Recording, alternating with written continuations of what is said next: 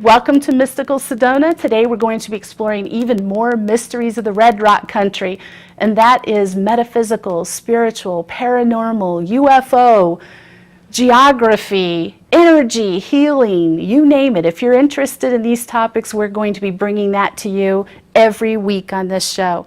All of us are psychic mediums at Sedona Soul Sisters, and we are so aware of how there are many things in this world people don't understand, and even more so don't even know exists. True. And so part of what we're here for is to expand your awareness and remove some of the mystery and separate fact and fiction. So we hope that you will enjoy today's show. We're going to be talking with Anita Owen, and Anita is our co-host. She is with Sedona UFO and Vortex Tours. And Anita, share with us what we can expect on today's paranormal segment. We are going to be talking about ghosts today. We're going to be looking at the spirit realm. I've got some awesome photos of some apparitions, different types of apparitions in different areas here in Sedona. I've seen some of those pictures and they're dynamite. Yeah, I'm excited to see there's a couple new ones today I have not seen. So stay tuned. We're going to be right back with Rion DE Rouen, who is with Team Light. We'll be right back.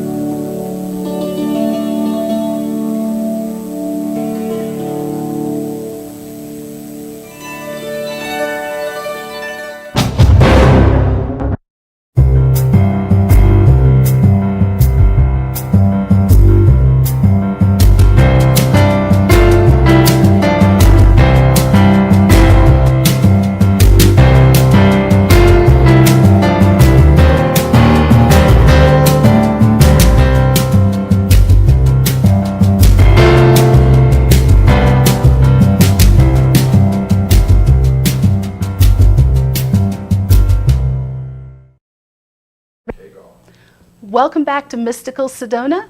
Today's special guest is Rion DE Rouen from Team Light. And Rion is going to be talking about creating sacred space in your home. Yes. So welcome to the show, Rion. Thank you so much. Yes, absolute pleasure being here on Mystical Sedona. Very excited. What an amazing place, right? Sedona is absolutely gorgeous, and these amazing co-hosts or hosts I have here on this show are absolutely gorgeous as well. So any questions you would like to ask or know about, please feel free to let me know. Well, let's just start with these gorgeous products. I know that these are, you call it orgon. I'm used to orgonite. Right, it is correct, orgonite. And basically, the stuff I make in Sedona is a little different. My tale started with me doing this individually for the planet. I was taught by my higher self how to make orgonite. It is not per se which you might find. I have 60 to 70 different crushed stones in nano powder in multiple layers in each ones. All of my devices have crushed lightning stones from the top of Thunder Mountain. I understood that what Reich, who is the creator of orgonite, created in his first designs, we've taken that to the next level. Basically creating a magnetic piezoelectric engine mixed on top of all the layers. What you can create is a device that basically pulls in positive ions, you filter it, and then, as you well know, for human health, negative ions is what you're after. So more or less, over the past 6 years, I figured out how to make an energetic Roomba that basically you can put underneath your bed or in meditation or in your living room on the wall that can actually create a force field generator around your sacred space and keep all those lower thought forms or those negative thoughts from ever entering your space. So it took me my job traveling the planet for the past 6.5 years and doing activations for Prime Creator and some of our angelic family out there on Team Light. I had to know how to use this stuff as a matter of fact because I had to use it to protect myself. It wasn't so much I'm making orgonite. So again, with the stuff that I like to make, it was stuff that I needed to use to protect myself, create my own sacred space, and then my friends are like, hey bro, can I get some of that too? I want some stuff. And I was like, okay, I can make some stuff for you guys. And then years later, we are where we are now with all my products available at etherictech.com. So yeah. Awesome. I love them. I'm Thank you. particularly fond of, The I'm Buddha. a Buddha girl, Come on, that's so 24 karat gold. You got a golden Buddha. These are really cool. I use the BMW 6 Series LED lights. I think that with light therapy, as well know, the spectrums of light are really helpful in healing and creating a sacred space. And it also creates a electromagnetic charge to the coils inside. And I actually am, if you guys are familiar with Kesh engines, I am now using plasma-coated Kesh engine coils to actually promote and project the field much larger to, say, swallow a room, a living room, a bedroom. Yeah. interesting. Yeah. Interesting. So tell us a little bit about this pyramid. I looked at that online. The pyramid, that's the Giza. The Giza pyramid, the 51.85, 52, to be rounded up, is amazing. Here's the main thing with it. That angle or arc is amazing, or angle, slope angle, is amazing for uploads and downloads. Now the 72, which you're very familiar with the golden ratio, the real sharp Nubians, that's for upload into the universe. So if you sit in a Nubian pyramid, you're literally manifesting what you want. It's being projected into the field. Now the little Like the Chichen Itza, temple? the flat tops are good for calling energy down. So with the Giza in my backyard, I've got a Giza for pulling energy down, and then I have an upload pyramid for sending energy up. So I kind of got like a multi-dimensional Wi-Fi box to creator. It's amazing. That's interesting. So the main thing too is with the different alchemy and the different things on Earth, the crystal kingdom and the earth kingdom and the rock kingdom was there for us to use to amplify our, look at all of us wearing our stones, you know what I'm saying? We understand the importance of the crystal kingdom and how they work as amplifiers and for communication. So back in Atlantean times, ladies and gents, beings didn't have cell phones. They didn't have this, they didn't have that. The normal storage capacity of a quartz crystal, which is kind of crazy because a quartz crystal, you think it's a solid. It's actually vibrating 71,000 times per millisecond. It is not a solid, a gas, nor a liquid. So it's actually vibrating that fast. To us down here in 3D, it seems like it's a crystal. So in the same way in the Atlantean times, the amount of storage you can put on a quartz crystal is like 5 teraflops. It is so much data storage you can actually put in a quartz crystal. It's crazy. The science and technology of this age right now is working towards kind of remembering how we used to do it in Atlantis. I feel that. Like Yeah, we're yeah. kind of going back We're kinda going to where we back. were. In Lemuria, my guides used to tell me that they used to transmit energy from tree to tree. That's why they never would cut the trees down. That's how you could actually send data and energy. Tesla, as Nikola Tesla, was on his way to that, discovery and how to use the ionosphere to move energy around the planet and information. Photons. Photon is light, light is data, data is information. So in transferring energy and information around the whole planet, it really truly solidifies that toroidal field that we are all one. So that's what I like to think about. I have to bring this up. I actually met you at the psychic fair here in Sedona. Yes. And so it's not like I wasn't attracted by the products and the energy of you and I think it might be your Alex, brother my who was brother, there yeah, with Alex, you. yeah. Both of you had great energy. But as I was going around talking to some different booths, I was talking to a upcoming guest, and they said, "Oh, have you talked to the guys out there at Ethratech? They are galactic Yes. heroes. Yeah. They're superheroes." Well, this is my 3D job. Nice to meet you. I'm Rion. I make nice devices for your houses. My galactic job was opening and closing dimensional portals, clearing old battlefields was my specialty, especially those around 500 to 1,000 years old and before. And to understand, as the planet raises its vibration, all of these pockets of conflict kind of everyone forgot about, they're still there. So to send in teams, us on Team Light, to go in there and transmute that energy is very important. One of the biggest things we just recently did was Salem, Massachusetts. We gridded the entire downtown area and a couple of the sacred sites there that a lot of those conflicts and tragedies took place. That was a lot more work than I thought it was going to be. Really? Yes, I don't even want to get into it here. But what I can say is there are beings on this planet right now working behind the scenes to make this transition and this ascension for all of us to go off without a hitch. And for our galactic families, it's more like in a graceful, transcendent manner. The more graceful the ascension, the more it really shows the age, wisdom, and awesomeness of the beings on that planet. We're on Earth, so we're doing it for the Milky Way galaxy, baby. I'm just trying to say, coming in hot from Andromeda. So there are some beings here who are fully awake and conscious in their jobs and purpose, just like my lovely guests here. I think I'm your guest. I'm not really sure. No. Beautiful. But you had some amazing questions you wanted to ask me. Yeah, tying it to the paranormal segment today on the show, we're talking about ghosts. Yes. And what I see around ghosts is a lot of orbs. So can you talk about a little bit the difference between ghost, orbs, multidimensional beings? Gotcha. Okay, your eyes see at 30 frames per second. That's why the NTSC standard is 29.97 seconds, okay?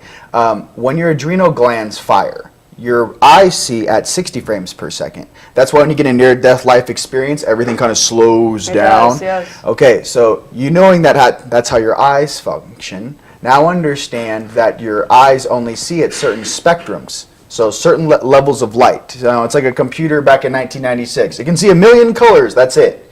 Well, as you get more developed and you start using different aspects of your suit, your body, hence your third eye can see all of these other spectrums of light which exist all around you. And some of those spectrums are then utilized by your spirits, ghosts, and elementals, which I love, to operate within the same field. Understand that throughout quantum physics and in quantum energy time, there's 1% matter and 99% empty space.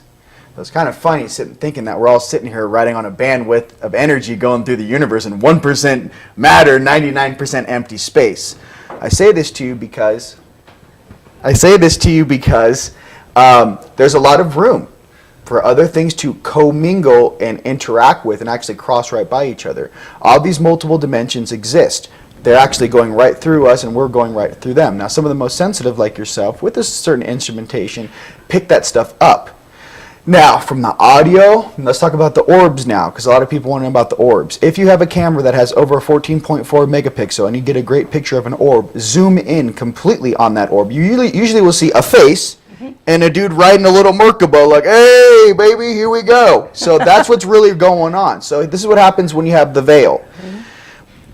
If I'm a multidimensional being, which I am, and I'm stepping into 3D, sometimes based upon the density or the area, and as you well know, certain areas have a lot more energy or more prone to those types of shots, orbs and whatnot. What happens is, imagine a 12-foot dude, or 8-foot, or depending where you come from, poking a hole through the veil and basically kind of doing a little email, boom, and sending their orb or their energy through. They're not taking their huge full size through the veil, they're taking this much through.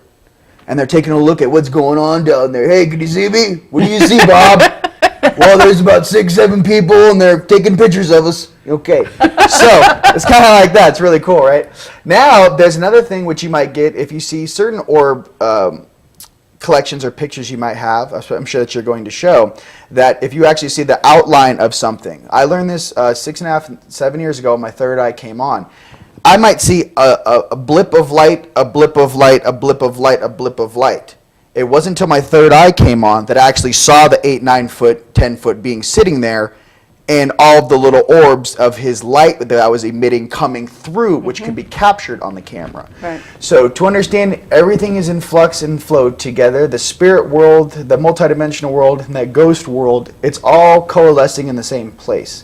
My request is for all of those guys who are very, commune with spirits, who commune with the afterlife and commune with, all the multidimensional things, the spirit world that goes on. 2, 1, understand that you're in the living world to have your heart on and assist them. Many times I find in many battlefields, I'm an expert at this, a lot of ghosts are kind of still in turmoil. They need someone to help them. Right. They're like, they still think it's 1876 and they're fighting on a battlefield. Right. It's almost like they need an angel, literally you in the flesh, right? An angel to come down and go, hey bro, check it out. That was like 150 years ago. You can go home now. So it's over. No, it's not the Civil War. So what I'm trying to say is for all of us here working as a collective team to kind of understand that homage, that honor, and that responsibility falls upon us to come from our hearts and to help all beings that come in contact with us. So what's really interesting to me is I've run across ghosts because I can communicate with the ghost.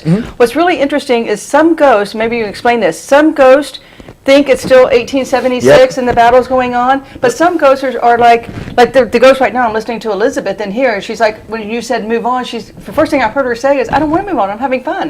Look at all this technology. Look at all this new stuff. Yes. So they actually, some ghosts are intelligent in the here and now and can answer me in the here and now, and other ghosts are way back and answering me with language from the 1800s. 100%. My main thing, which I had to learn myself, was your higher selves. Like, here's me in 3D, and there's my lowest night self's on the 4D on my right side. My lowest 5D self is on my left side. If you guys ever seen that old cartoon of the person sitting there with the devil and the angel, Right. Well, what it really is, you in 3D on your right side, you in 4D on your left side, you in 5D. That angel. Okay, so it splits like this. You're the bottom of the V. Night is on your right. Light is on your left. Your heart is on your left. Okay, so in interactions with that stuff, I had to learn that. I'm like, who are my higher selves? Okay, working with your higher selves is very prevalent. And then similar to the ghost hanging out here, I like to call spirit guides are the homies of your higher self.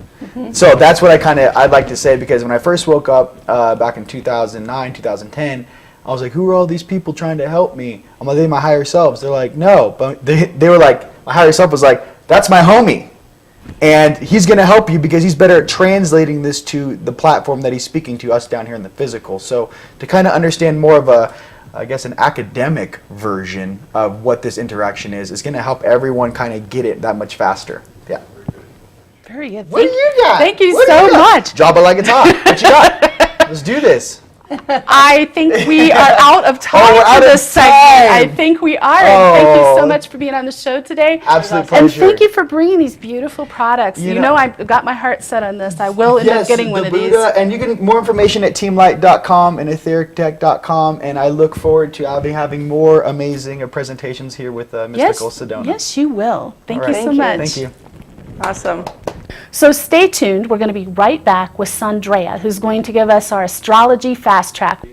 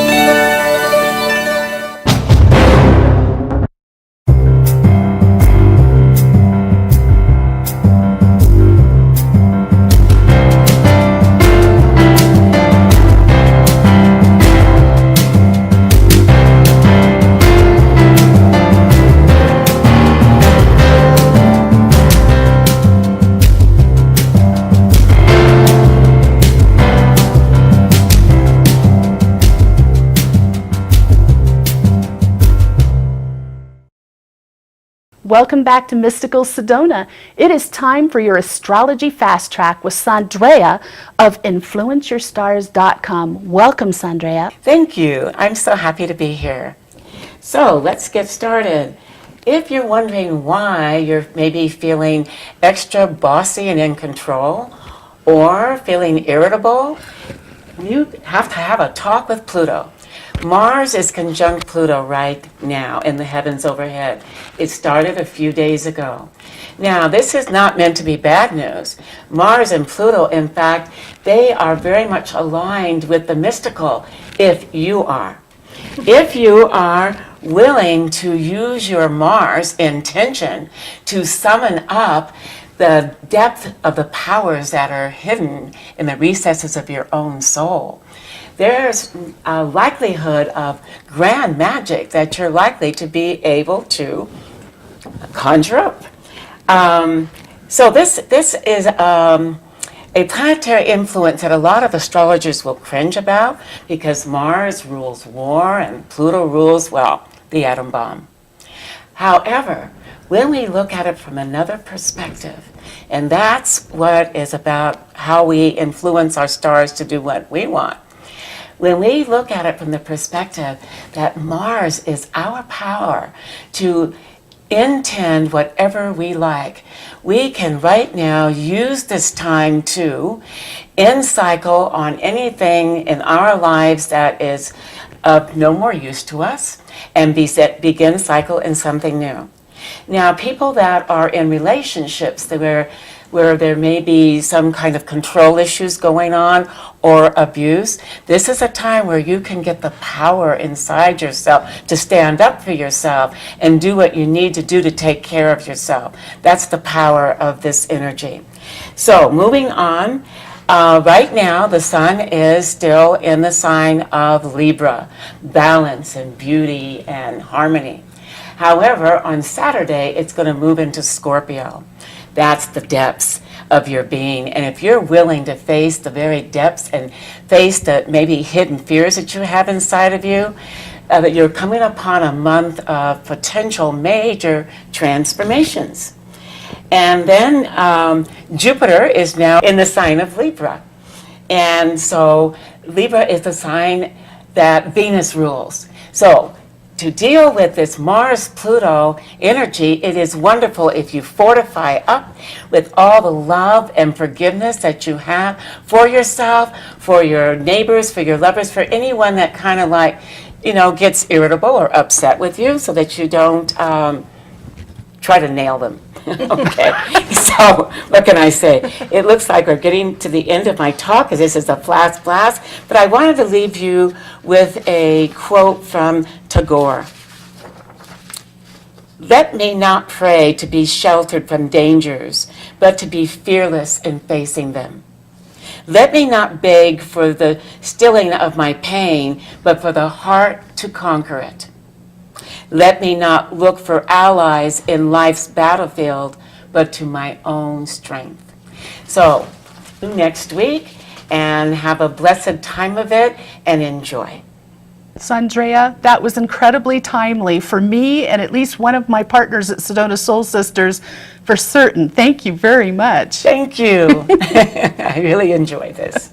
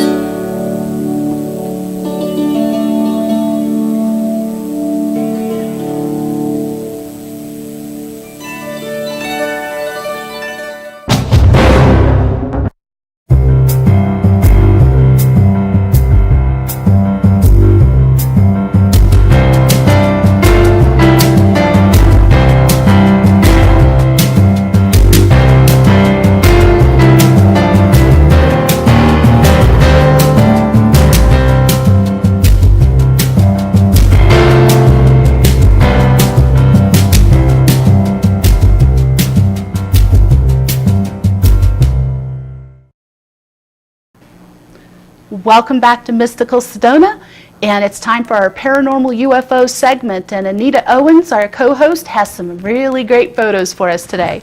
Okay, so today, all things ghost. We're talking about the spirit world. And the first photo that I want to show you is there is a residual energy that I call ectoplasma. So whenever I go into an area that's haunted, whether it's inside or outside, we get this kind of residual energy. So when I capture this, I know that I'm looking for a ghost. And so this, it comes in through many different ways. I know some audience members say that they see a face in there. You see this face right here? Let's see. Can you see this? There's a face in here. I can see it on my computer. So ectoplasma also comes like this. It's just kind of this swirling energy. You can feel it. It feels very electric. When I was out in this field, I knew that I was surrounded by spirits. And I can get them, when I go on ghost tours, to talk to me through the spirit box. So I've got a little spirit box in which they can tune into the energy of that, and they're very attracted to it. They like to talk. One thing about ghosts, if you really want to interact with them, they don't know they're dead. So you don't talk to them like a dead person, because they're not dead. They just simply are in a different dimension. And so ghosts come through in many ways. I get them as like a residual energy, and I also get apparitions. So that's what we're going to be looking at today, is the difference between residual energies and then the apparitions. Okay, so ectoplasma, comes like this. So it basically morphs and changes as you're, in the field. You just kind of feel it, I want to say, swirling around you. It's not creepy. It's just like electrical. Like, you're not alone. And we are not alone. Anywhere you go, you are not alone. I can promise you that. So I'm going to show you some ectoplasma in an indoor setting. So here, right here is indoors.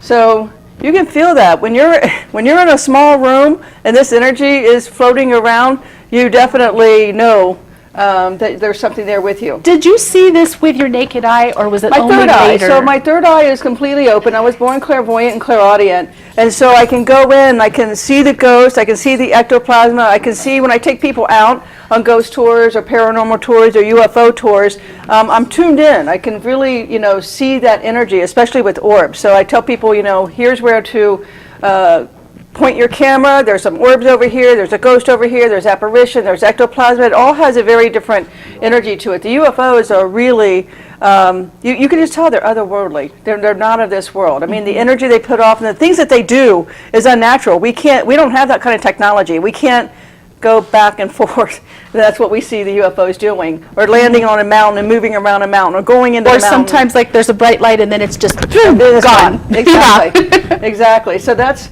a little bit more.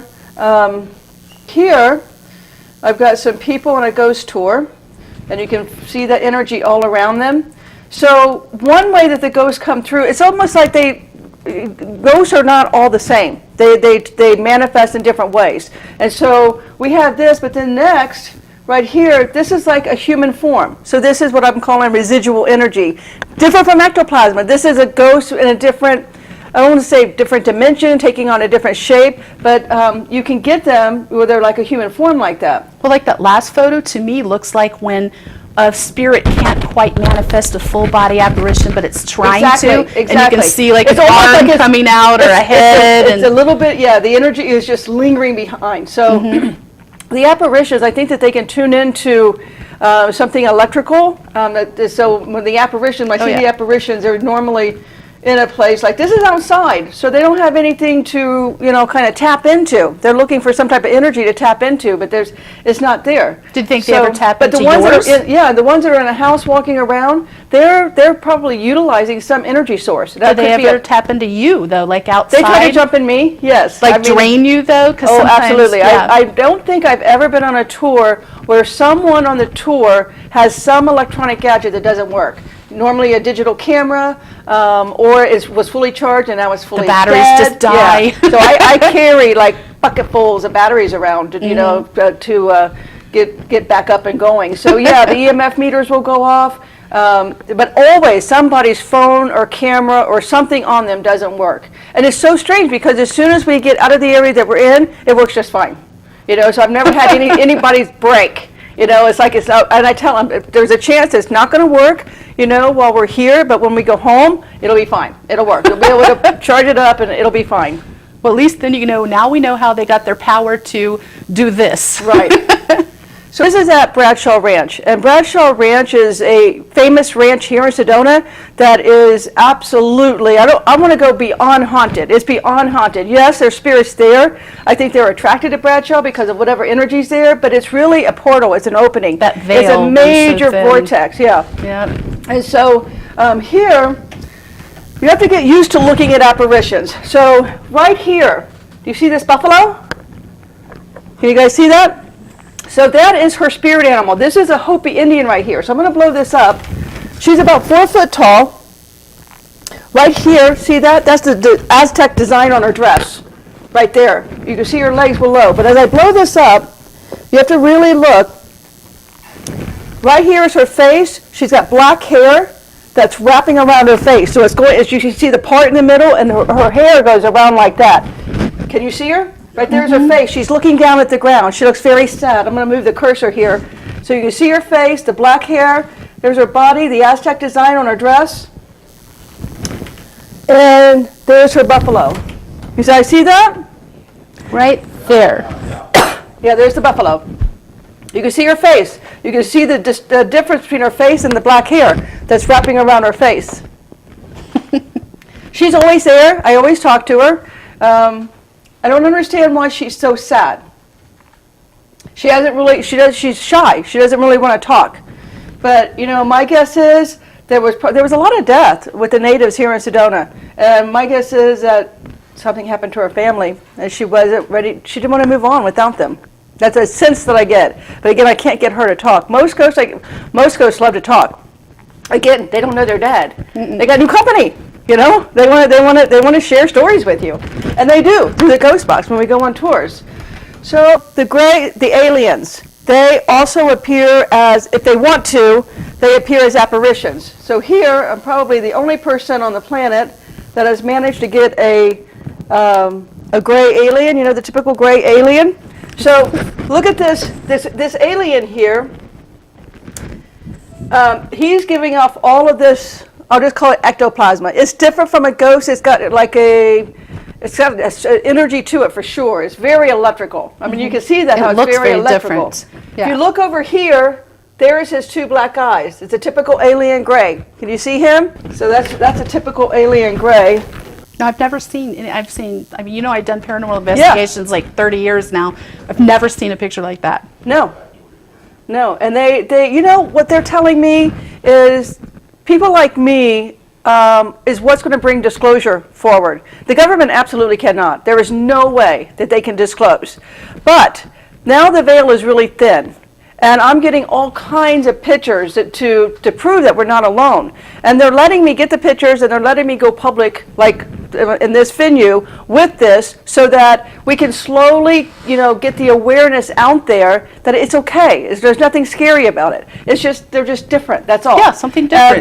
There's billions of life forms in just our universe, and it's okay. So that's why every night I go out, I get UFOs to land, I get them to make contact with us, I get the aliens, I get the orbs and the multidimensional beings, which I call travelers. I get all of that because it's time that we all play together, you know, in the sandbox. Let's all get along, because we tend to shoot at things that we don't understand. That's why Bigfoot, you know, Sasquatch doesn't want to, you know, they're all over the place, but they don't want to be seen because we shoot at everything.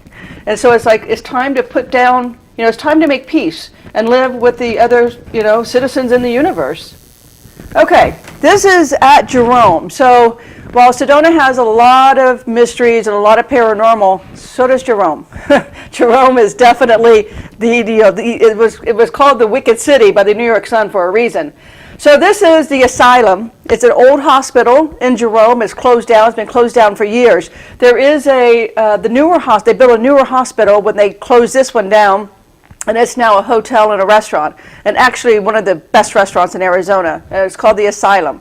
But a lot of wicked stuff went on there. I won't go into the history of Jerome here today, but so one thing is there's no electricity in this hospital. It's closed down. It's been closed down and condemned for decades.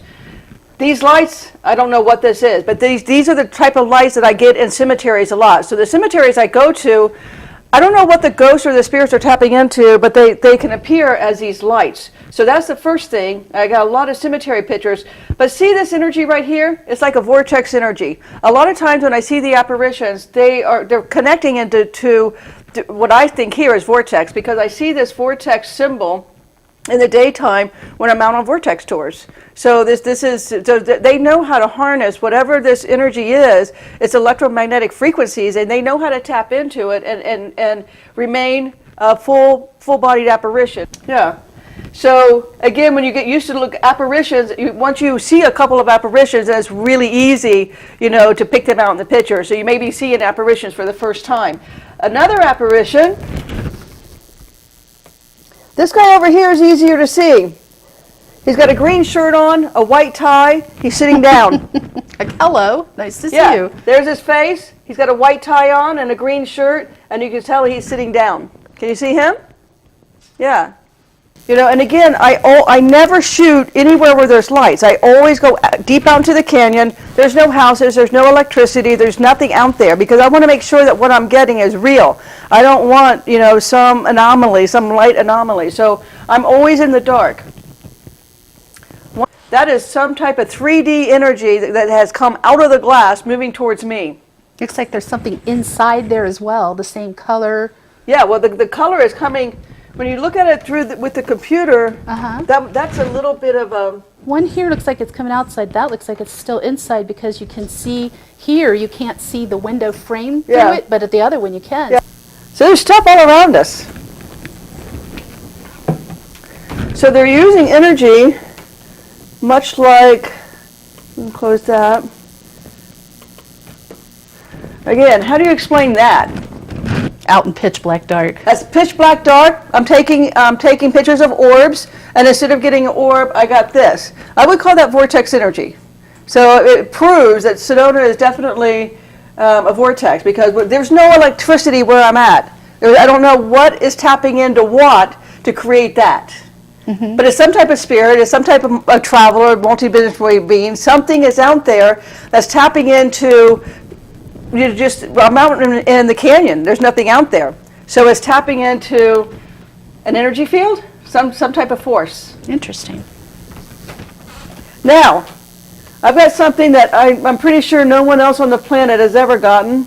If you've ever heard of a shadow person, well, that looks like some type of ghost here, some type of apparition. And again, he's tapping into some energy source. This right here, this light here, he's tapping into something. Let me explain this one. This is unbelievable. That's a shadow person, and they're real. If you've watched any ghost hunting show, they all talk about shadow people. No one's caught them, no one's interacted with them, no one's got them on a picture. But here he is. Now, what's even more interesting, when I blow this up, now keep in mind there's no lights. There is something there that is lit. So what I see here, right there, I believe is a ship. And the ship has a ramp that came down, like we saw in, what was that, Close Encounters of the Third You Kind? can kind of see like the There's horizontal steps. Yeah, there's steps right here. Then there's lights on those steps. This guy right here, that's a man in black. You see his head, you see a white shirt, you see the black tie, you see the black coat. I believe that there's a ship that opened up and a man in black came to get this shadow person. Interesting. Wow. I can guarantee you're not going to find that. And all of the ghost shows over the last 20 years, never seen anything like that. No, I haven't either. It's pretty amazing. Do you go out and do this by yourself sometimes? I do. Okay. I go on every single night. So usually I have a tour every single night. But if I'm not on tour, then I'm out capturing these guys myself. Thank you for sharing this with us. This Absolutely. has been fascinating, Yeah, Anita. Thank you so much. And thank all of you for being a part of the show today. Mystical Sedona will be back next week with another guest. And our guest next week is Reverend Barbie, who's going to be here from Therapy Harps. So thank you for joining us again. Have a beautiful week, and we'll see you next week at Mystical Sedona. Thank you. Let's eat.